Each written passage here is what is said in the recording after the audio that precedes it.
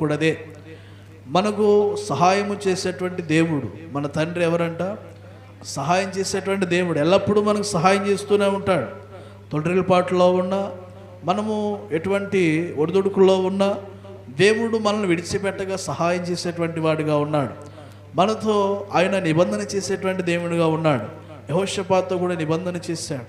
యెహోషాపాతు 25 సంవత్సరాలు పరిపాలన చేశాడు. మరి దావీదు ఉన్నాడు, 40 సంవత్సరాలు పరిపాలన చేశాడు.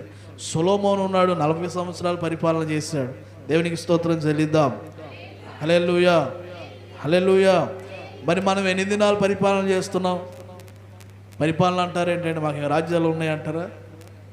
మన ఆత్మీయ జీవితమే మన రాజ్యం. మన ఆత్మీయ జీవితము మన రాజ్యము, మన కుటుంబము మన రాజ్యము. మనం ఆత్మీయ జీవితమును మనం పరిపాలిస్తున్నాం. ఈ రోజున మరి మీరంతా పరిపాలనలో ఉండారు.